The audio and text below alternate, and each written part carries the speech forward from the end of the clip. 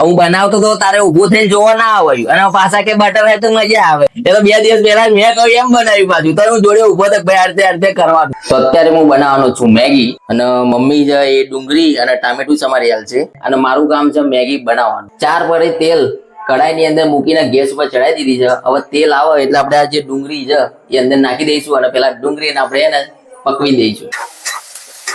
ડુંગળી ચડી ગઈ છે અને આપણે જો પાણી રેડી અંદર મેગી એ નાખી દીધી. रोम रोम भाइयों सिस्टम पार देंगे. તો આપણી મેગી તૈયાર થઈ ગઈ છે. તો થોડી વસ્તુઓ ઓછી હોવાના કારણે આપણે મેગીમાં થોડી વસ્તુઓ ઓછી છે. ડુંગળી અને ટામેટા છે, આપણે બીજું કઈ નાખ્યું નહીં. મેગી મસાલો જ નાખ્યો છે અને ઉપર મરચું મીઠું. વાહ ભાઈને બટર જોઈએ. હું બનાવતો તો તારે ઉભું થઈને જોવા ના આવ્યું અને પાછા કે બટર હોય તો મજા આવે. 2 દિવસ પહેલા મેં બનાવીને ખવડાવી હતી.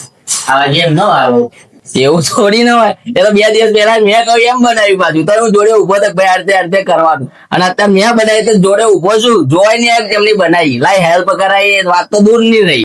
પાછા કે બટર હોય તો મજા આવે.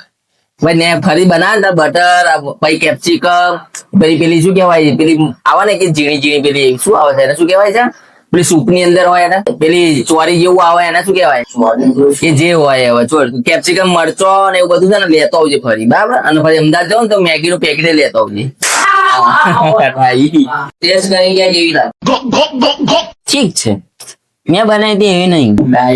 હા એ તો છે જ ને યાર. શું લાગ્યું એકચ્યુઅલી કેવું લાગે છે કે બાફી હોય ઉપર મસાલો નાખી દીધો એવું લાગે.